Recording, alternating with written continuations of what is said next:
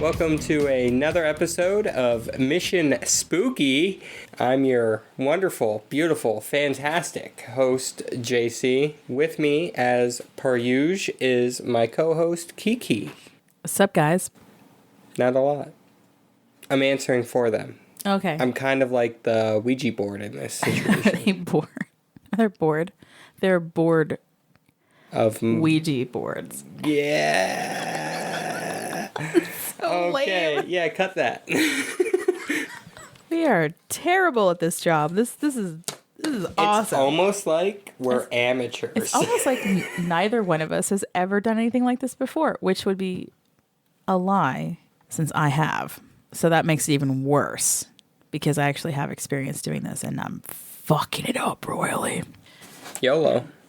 That's my best Lucifer voice. Royally. What if Satan speaks in a really high-pitched voice? Like this? More like this, but you know, like, what if Satan comes in and he's just like, yo, fuck boys, what you doing? And people are always, like, depicting him to be, with this really deep, dark, demonic-looking, sounding voice. Like, what? That might not be it at all. You know what's also another possibility? Doesn't exist. Lucifer doesn't exist. That's just mean. I'm just saying it's another possibility. High pitch, Poor low Lucifer. pitch, or just doesn't exist. Have you seen paintings of Lucifer? There's one in particular. He's crying, and it's really fucking sad. That's because I called him fat. Don't fat shame Lucifer. Look, I was just being honest with the guy. He could lose a couple. Didn't need to hit the gym. Yeah. Yeah. And then he made a mistake and he started drinking a lot because he thought you said gin. Yeah, well, that is a common mistake, but luckily gin is a clear alcohol, so it doesn't have a lot of calories. That's a meme that I saw recently. Yeah, that was shared by my 30 years something old sister because she was all like, ha ha ha, gin, get it? I hope she listens to this at some point. I hope she decides to sue you for copyright infringement. Well, she didn't write the meme. It wrote itself. Let's face it. Okay. All right, guys. So today we are bringing you a PA haunt episode. And every so often, murder and hauntings come together in a perfect spooky package. And in this episode, we're going to discuss the possible paranormal activity at Easton's Blackhorse Tavern and how a Mafia hit has led to a ghostly tale. Okay, so there's 3 things that really hooked me into this murder at the Black Horse. One is that it's actually a relatively new tale. We're talking 1928, considering how quote unquote old most of the hauntings are in this area. To give you a little basis here, Bucks County was founded in 1682. Lehigh County is founded in 1812. So both of the counties that we are going to be discussing primarily as we go on are very old. A lot of the buildings that are in these areas are even older than the United States itself. So a lot of really cool ghost stories and strange tales evolve from this area. I have a question. How could they build buildings if there was no land to build it on? Because if there's no United States, you can cut that. You racist asshole. I'm just kidding. It's like you're being a racist asshole though. You're gonna go into free speech jail. You can't. There's at least one other person who's constantly in there that I don't know personally, but I've heard. I would like to know him personally. That's fair. I'm not going to say anything else. Another thing that attracted me to the story was that while it's been investigated by numerous paranormal groups, especially in this area, it is, and also featured on a television program, which I'll get into. The same conclusion has always been made, and that is that it's an unsolved murder. And an emphasis has been put on the one ghost, because there's 3 hauntings that are going on here, but the one ghost in particular is the quote-unquote unsolved murder. And that emphasis has been placed on the reason that he's there is because his soul is not at rest, because he's never gotten justice, because nobody knows who actually killed him. I'm about to put all of that BS to rest. Not only was this murder solved, but it was resolved in brutal fashion, which brings me to the third reason why I love this story, the Mafia. Any questions before I begin? No, I'm good. You get right. Let's jump right into this. Okay, so Blackhorse Hauntings. As I said, there's going to be 3 separate hauntings going on here, which I'll get a little bit into each one of them. Before I start, though, I do have to give some shout outs to some people who really helped try to find as much as information as we could through the Open Records Act in both Pennsylvania and New Jersey. So this is also me giving you guys like some hints as far as paranormal investigation. There are ways and avenues that you can get information. Now, of course, we were not sure how this was going to go down. So first of all, Leroy Brobst in Northampton County Open Records, the officer there, he was super excited to try to help us out with this Mafia thing. He loved it. He talked to me on the phone. The only problem was he actually wasn't sure himself if the records would go back as far as 1928. And once I talked to him and we hashed out that even though there were Northampton County detectives and police involved, it was actually Easton who would hold the records that I was looking for. Lieutenant Hamoki over there in Open Records, he basically had to give me the bad news, which was that it does not go back as far as 1928. So I could only rely on newspaper articles, which thankfully got quite a bit of information just in the newspaper. I believe, just for future reference, if anybody out there is listening who is a paranormal investigator, Pennsylvania, I believe, starts like 1965 is when those open records begin to be available. And if you're doing a case where there is a murder involved, you can have access to the court records to a certain extent and exhibits that were used in the court. And also you can contact the coroner's office and they can give you information on the death, which leads me to giving a shout out to New Jersey. I'm sorry, where? New Jersey. You can shout as much as you want. No one's going to hear you because New Jersey doesn't exist. Just once again, New Jersey is a myth. It is not real. That is where all the bedtime monsters and stories come from. It's, does not exist. And you can't prove to me otherwise. Okay, so Shayna Latham over there in Jersey is the chief state medical examiner, custodian, and she helped me out with at least figuring out one of the death certificates that would have come from Jersey. Would not be available because up until that point it was, the medical examiner system was not established yet. So again, and I wasn't sure about how that was going to go down because I know that coroners were involved, but it would go through a doctor and a hospital, and therefore those records would be kept separate. And believe it or not, could have gone to Jersey and tried to dig through those myself. Although thankfully I found a news article that actually gave me the information I was looking for on the guy who died in Jersey, which we'll be getting to towards the end of this conversation. Of course, Jersey doesn't exist, so that would have been even harder for me because I'd have to go to a non-existent state in order to find the medical records I needed. Very difficult to do. But with a positive can-do attitude, you still can't because it doesn't exist. Oh, man. Not even with a positive can-do attitude, I still can't get to Jersey? No, because it doesn't exist. I've never met somebody that can prove to me that New Jersey is real. Well, all right. So before I get into the murder, I did mention several times now there's 3 separate hauntings. So one is our murder victim. Another one is supposedly an old friend of the current owners. And I believe the story with that is that it plays a jukebox occasionally. Or yes. She plays a jukebox. And then there was a story about 2 children who supposedly drowned in the river. Now, what's really funny is that, and I'm not even going to call this site out. I'm not going to do it. One of the investigation sites said that the 2 children drowned behind the building in the river. Well, the river isn't actually behind the building. It's down the street. And I was able to find records for Easton dating back to 1836 at least, for drowning specifically. It's a pretty cool website. I'll try to find share the link with you guys too, but it's a really neat website that tells you about disasters. Some would say you could drown in the amount of information that website gives you. Yeah, keep that in there. God damn it. Anyway, those records that I did find went back to 1836 and no drownings of children.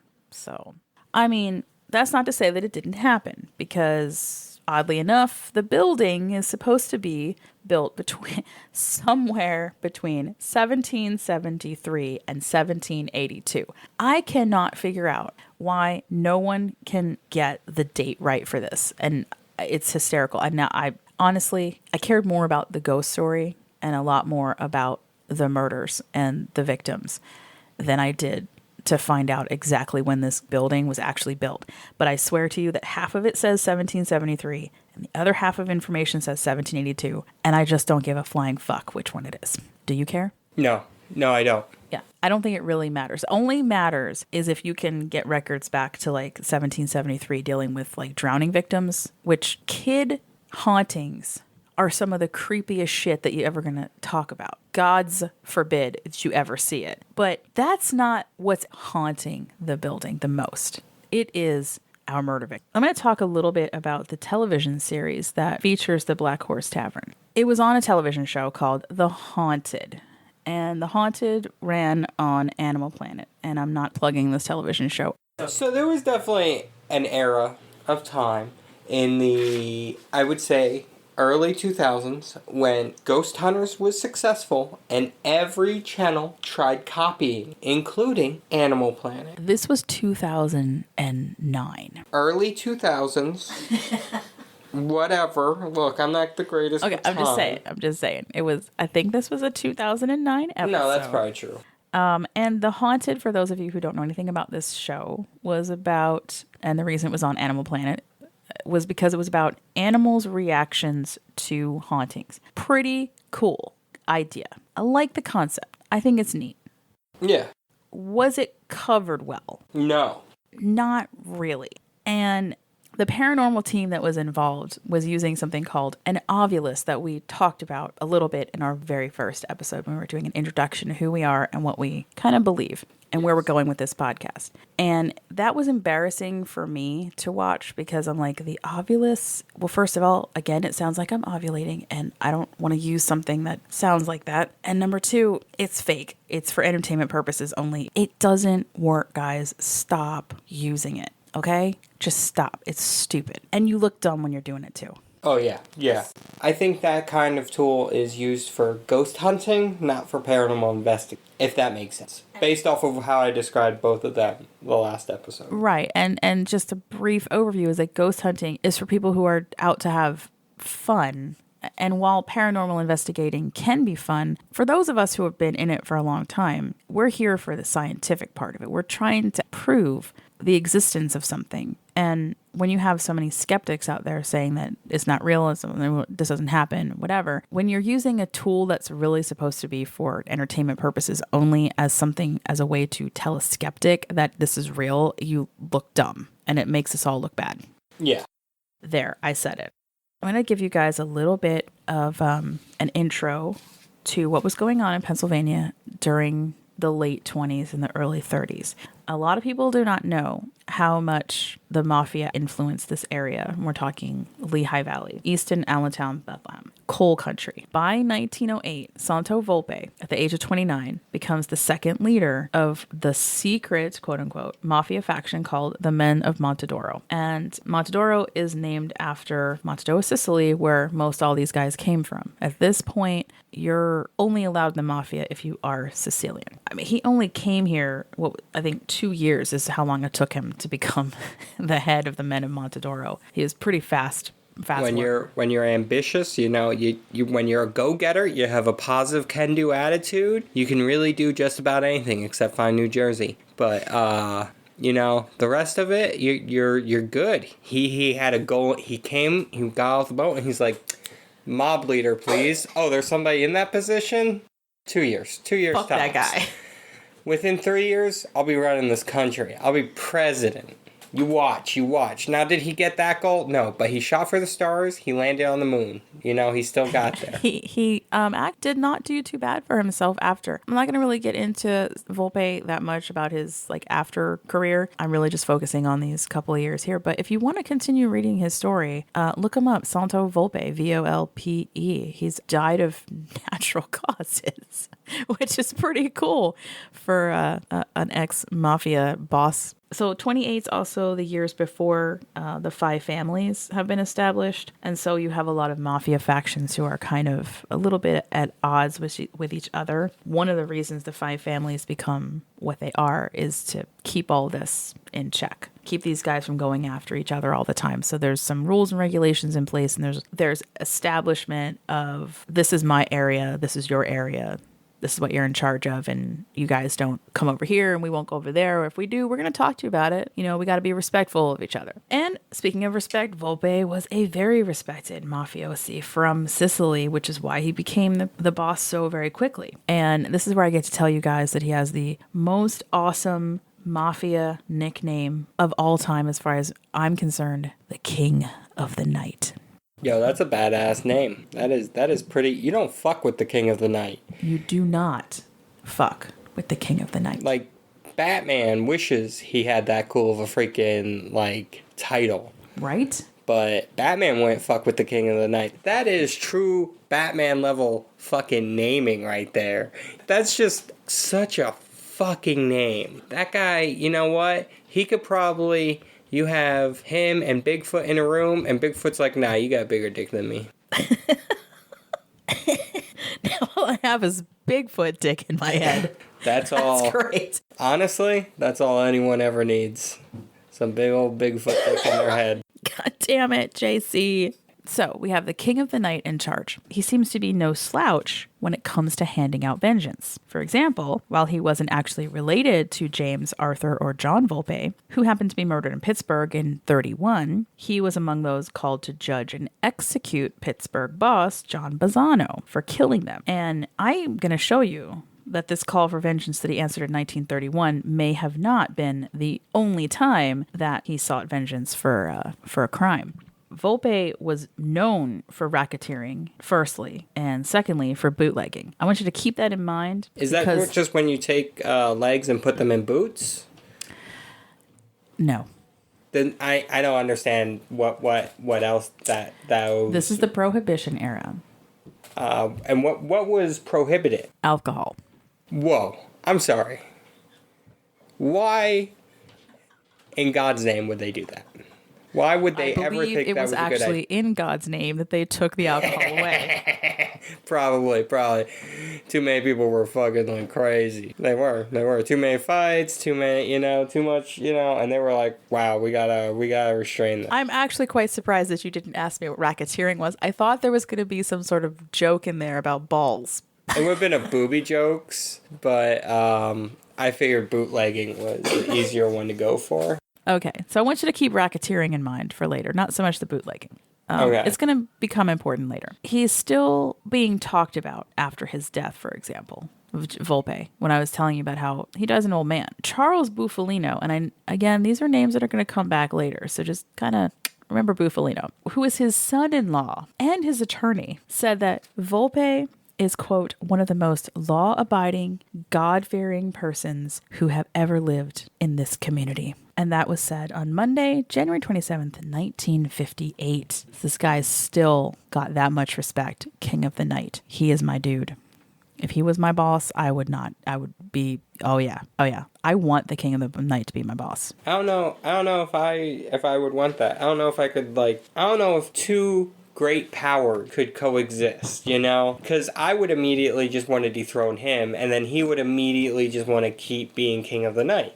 So there'd be a power struggle. I would eventually win. He would be dead. He's already dead, so technically I won this fight already, Let's go back to 1928, shall we, JC? Yeah, let's open the door here. Open it up. Doop, doop, doop, doop. 1928, here we are. Boom. Volpe is your boss. Oh. And the Men of Montedoro are in control of coal country, which includes cities Bethlehem, Allentown, and Easton. Unfortunately, it's a pretty bad year for the Mafia. There's a lot of deaths going on. We have January and February being just kind of the worst. There's 8 prominent members of the Mafia killed. Ooh. It's not that they're going around killing civilians. It's just you're a little scared. You might get caught in the crossfire, especially with these 8 murders that happen. Although, honestly, if you look at those, they're all kind of confined to very specific people. So, not too bad. Anyway. Well, how do you keep the police off of you? Don't kill people. As soon as you start killing people that are civilians, the police are going to get involved, and you don't need that for a successful business. No, it's very bad to kill people. No, it's bad for business to get the police involved. Oh. Well, I thought it was also bad for business to kill people. I mean, it depends on the business. I mean, unless you're a mortician. Well, they don't want to kill people. Why not? They'd have more bodies. They'd get more money. I feel at that point you're just putting in too much work, and those long hours, they're gonna stress you out. I feel morticians don't kill people. They have enough dead people coming to them because people die all the time of stupid causes. It's July 18th, 1928, and Saverio Damiano, a.k.a. Johnny the Wop, not really the best name. No, not nearly as good as King of the Night. He turned 29 years old. Oh, good for him. And this is where I get to tell you a little bit about Italian birthday parties for no apparent reason. I love Italian birthday parties. I feel like they're full of pasta and delicious bread. They could be. And if you're Italian, you order your own cake. That's because if you're going to do something right, you got to do it yourself. Exactly. And Italians know that better than anyone. Exactly. Thank you. You never do a surprise birthday party for Italian because they're just going to tell you how you could have done it better. Yes. And as someone with 1/4 Italian blood, I agree 100%. Also, my grandmother made the best goddamn meatballs ever. So, like any other birthday party, though, he's gathered his friends and family and probably has paid for everything since the average New York Mafia employee was making about $200 a week at this time, which in our money is roughly $2,900 a week, bitch. Pretty easy. And they say that crime doesn't pay. Oh, it does. It does. It pays a lot. It's just dangerous, as you're going to find out, because just a few days later, on July 22nd, Saverio would spend the last day of his life on Earth alive. The day ended with a typical Pennsylvania summer evening, clear skies and 70 degrees. Joe Rizzo, 22, a.k.a. Joe the Babe, drove Saverio to the Blackhorse Tavern in Eastern PA. There they met friends Joe Budeline, a.k.a. Francesco Buglione, and Lillian Taylor. She's a mystery woman. Could not find anything about her at all, although her name's Lillian, which makes her kind of badass. At this point, it's a good name. The Blackhorse Tavern is known as a hangout for local mafia, probably because it was a speakeasy. That also means, you're looking at me, so I thought, do you know what a speakeasy is? Why don't you just explain what a speakeasy is? It's where you go to get blotto during the prohibition of alcohol. Oh. Yeah. Which I'm really hoping that if anybody's listening and they don't know what that, I'm going to be really super pissed off at you if you don't know what a speakeasy is by now. Come on, man. Google it right now. Just go Google it. You'll see it. Yeah. Okay, you got it? Nope. Perfect. Nope. I'm not talking to you. I'm talking to our listeners. Well, it's weird because you're looking at me and then you keep saying you, and I get so confused that I'm not the listener sometimes. Yeah, considering how much work that you do on this podcast, sometimes it is like you're just a listener. It's almost like I just show up and do what I do and then go home. So we got a speakeasy going on, which means that whatever is said at the Blackhorse Tavern stays at the Blackhorse Tavern. Okay. He's met up with his friends. They're having some drinks. Everybody's talking. Nothing out of the ordinary. There's a little bit of conjecture at this point, according to some news articles, of whether or not Damiano was actually involved in an altercation with white slavers from the area. And now I feel like I need to explain that because, it was basically kidnapping young women to serve as prostitutes in New York City. A good business to be in. That we just called it white slavery because, bunch of racist assholes that we are. White people.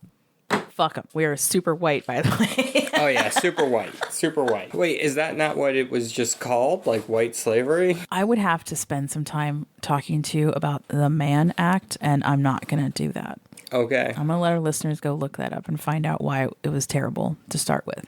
I'll give you a hint. It had to do with only giving a shit about white Christian women and no one else getting raped or, kidnapped or forced into prostitution or slavery of any kind. Imagine that. Welcome to America. Here's the hard evidence that cannot be disputed. All this information comes directly from various news articles from Easton, Allentown, and Philadelphia. Damiano took a break from speaking to his friends to make a phone call to then 17-year-old Sam Scalit. Sam was a member of the Bufalino crime family. You may remember me mentioning them earlier. Volpe and the Bufalinos were very good friends, Volpe going on to serve as an advisor to Rosario Russell Bufalino after Rosario took over the Men of Montedoro in the late 40s. So there's nothing out of the ordinary about this phone call.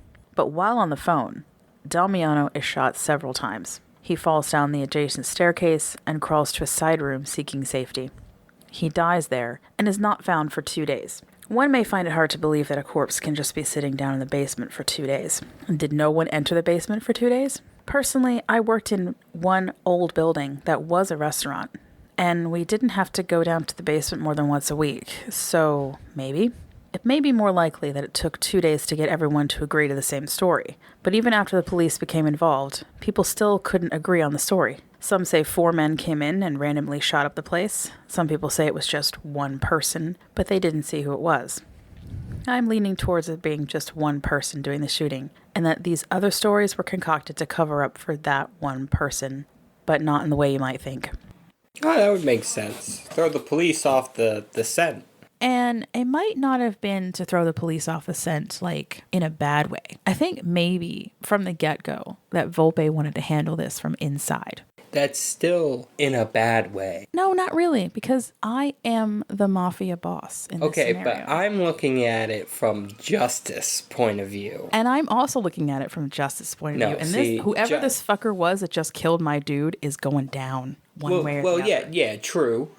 However, at the same time, just work with the police, Work with the police. If you see a crime happen, tell the police I don't want to work with the police, JC. I want to kill this fucker my own self. And I'm going to get him. I'm going to get him, I'm telling you. He's dead. He's a dead. He's a dead boy. He's gonna be a dead boy. The story about finding him was actually sort of sadly amusing. There was a delivery man who stepped on him because they thought he was just a sack of potatoes. That's what they'll say about my corpse one day. He was just a sack of potatoes. It was weird because we literally put him next to a sack of potatoes and they looked just the same. Just the same. After the discovery of the body, the police became officially involved. Damiano's time of death is placed on July 22nd, 1928, sometime after 9 p.m. He will be interred at Holy Cross Cemetery in Yeadon, Pennsylvania. I'm going to give you guys a timeline of all the events around the murder of Damiano based on the newspaper articles we found, but first let's talk about those who were initially arrested. Joe Rizzo is the first suspect the police want to question. To them, he is their prime suspect because he left town and it took a few weeks to find him. He is eventually arrested in Harrisburg along with Frank Budeline and Lillian Taylor. Joe seems to disappear from records after his murder, although the last name Rizzo is famously connected to the Colombo crime family of New York. Frank Budeline was a career criminal. After he was cleared of this murder, he went on to be charged in an armed robbery case and did 6 years of a 15-year sentence for his part in that robbery. He broke parole after being released and was picked up while on his way to a recruitment service after being served his 1A status. Drafted into World War II. I looked for his name under available military records, but like so many men of his age, he may have wound up dying on foreign soil, serving his country. Lillian Taylor had changed her story from already being at the Black Horse to accompanying Damiano to the Black Horse. If there was a woman involved, and there was a rumor that Damiano got himself involved with a woman who already had a suitor, she was definitely to be brought in for questioning. She also disappears from newspapers after her arrest. Perhaps being involved as a mob mistress was too much for her to handle, but the fact that Frank and Joe kept her hidden for almost 3 weeks tells me that she was someone special, and all 3 maintained that they were completely innocent of killing their friend. The last 2 people arrested and named in the papers were Tony Testa and Anthony Tamburo. Testa had a Philadelphia address and may have been an associate or full member of the Mafia there. His arrest record shows he was born in Italy, and I have to actually correct myself from earlier, because if you were born in Calabria or Campania regions of Italy, the Mafia would accept you as a full member. Testa will later be a recognizable surname within the Mafia after the formation of the Commission and the 5 families, with most Testas being connected to either New York or Philly. For example, there is an Anthony Tony Testa Jr. that becomes part of the Philadelphia Mafia in 1980. He's brought in by then boss Philip Testa. Testa had 2 prior run-ins with the police mentioned in his arrest report: highway robbery in Connecticut and a carry concealed deadly weapons charge in Harrisburg, Pennsylvania. As opposed to all the other actors in this particular play, Tamburo was mentioned several times in papers as being a gang member, a very clear distinction from being part of the underworld or mob, as other figures were labeled. Gangs ruled during the early 1900s, but when Prohibition took effect in 1920, the Mafia took advantage of that situation and grew a thriving enterprise in bootlegging. Gangs of young Italians formed the Young Turks, bitter over the Mustache Petes, the Sicilians who would not allow them to enter the Mafia due to deep ethnic prejudices.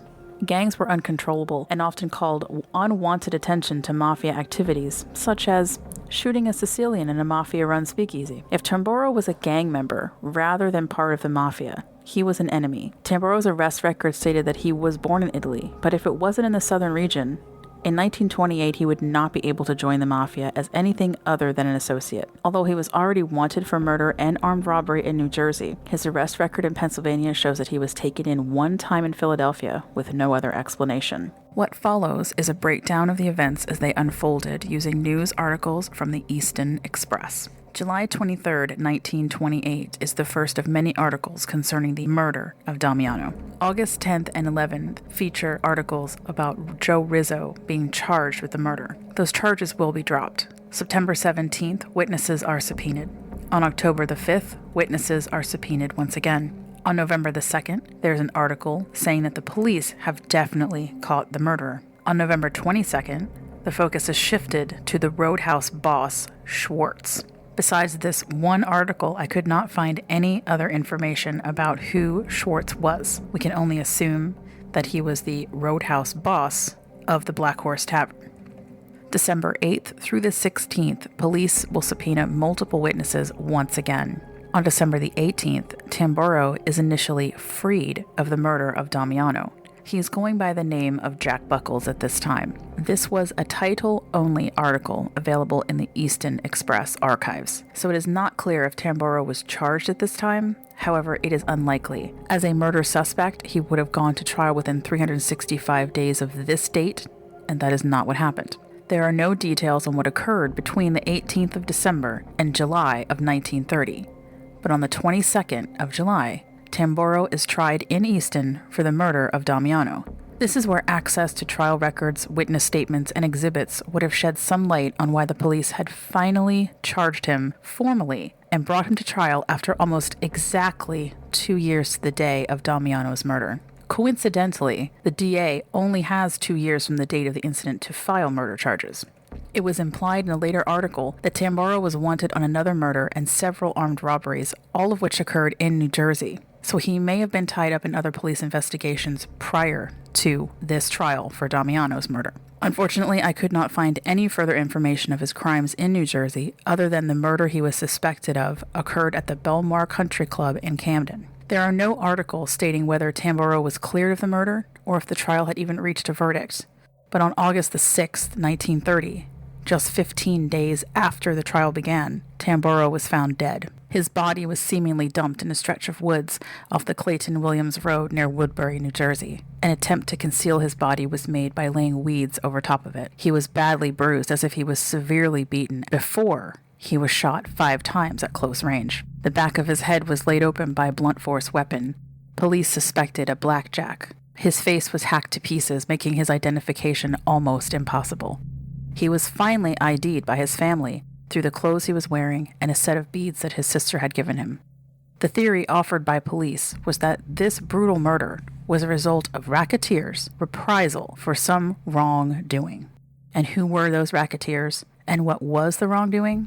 I believe this was done on the order of one Santo Volpe, the king of the night, as reprisal for entering his jurisdiction and murdering Saverio Damiano, a valued associate of both Volpe and the Bufalino crime family. During this time period, the only enemies of the Men of Montedoro were gangs. It is well known that Tamburo was a member of a rival gang from New Jersey, a gang of young ruffians who did not want to adhere to the old Sicilian way and wanted to make their names known among the new mafia.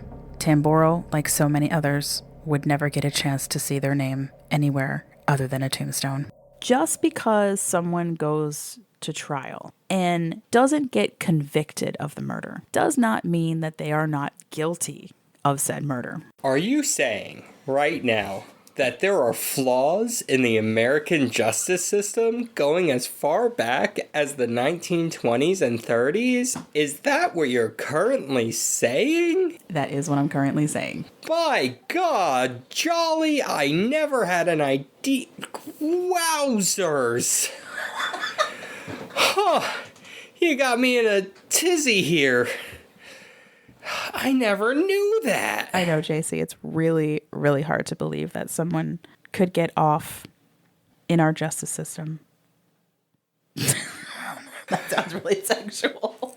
I kind of just imagine, like, the judge, okay, like, sticking the gavel up his butt to get him off, like, just, yes, I put 5 innocent African-American guys into jail today for minor criminal offenses. And I let that one white rapist boy free. Yeah, I deserve a good gavel fucking. That's what I None imagine. of this is funny. None of that is funny. I mean, the fact that a judge is shoving a gavel up his butt is kind of funny. That's I think hysterical. it's kind of funny. Can it be Judge Kavanaugh doing it? It could be whatever judge you need it to be. That's what I'll say. Be Judge Kavanaugh doing it. Okay. Shoving that all up in his bunghole. Anyway. Yeah, let's not get into politics here. I'm not. I'm just talking about judges. Oh, okay. And gavels. And butts. Butts. The 3 things I like most in life. My opinion of the haunting is this. I don't think this is an intelligent haunting. I think this is a situation where there is a residual haunting due to the violent nature of the death inside the building. That's just my opinion. And right now it's based on the fact that I haven't been there to experience any. Other people have had visual and olfactory encounters. One person said they saw hands reaching out of a bathroom wall. Some have had cups thrown at them from across the room. And there is a smell of coffee, sometimes to the point that staff think that someone has put on a fresh pot of coffee, and there is no coffee left in the pot. Things like the olfactory encounters lead me towards there being a residual energy in general within the place. But the poor guy was left down in the basement for 2 days, so maybe he's still confused and pissed off. Which is just rude. Let's just look at that for a moment. It's just rude. Don't leave people for 2 days. No. If you're going to stand somebody up, if you're going to kill them, and then throw them in the basement, just move them somewhere else. You know, basements are not the place. For 2 days, that's a little ridiculous. Corpse Etiquette by Corpse JC. Etiquette by JC. Yep. You got, I'll say, 6 hours to properly dispose of a corpse. Or at least to have plans in motion to properly dispose of said corpse. 6 hours tops. I'm so glad that you've come to that conclusion. You're welcome. I'm happy I could help. Are you 6 sure? hours. Okay. I mean, really, the shorter the time, the better, because the less likelihood the body's going to get found by some idiot who decides to call the police. JC, I don't think that 6 hours is... It's got to be faster than that. Why? Because rigor mortis. Okay, so makes once it again, very. You got only a few hours, really. Honestly, right. You're looking at 1 hour tops. Like that's timeline, okay? Like you have 6 hours to have the body disposed, or to have plans to get it disposed. Like, what if your dumping spot is 7 hours away? Like then you're fucked. Well, no, you just throw it in wherever the fuck you dump bodies at, okay? You can work with rigor mortis, is what I'm now gonna go with. Rigor mortis, it's not a disqualifying, like, oh, rigor mortis set in, guess, you know what? I'll just take him to the police and admit to my crimes. No, you still got time. All right, once it sets in, you got a 72-hour window before you don't have to worry about that anymore, okay? Okay. I'm still going 6 hours etiquette. Otherwise, you're just being rude. Because it's like you don't even care. That's more what it's about. Because if you kill someone, you should at least, like, try to cover it up. Because it's like, okay, I killed you. Oh, my goodness. We are going into, like, territory that people might actually start worrying about you.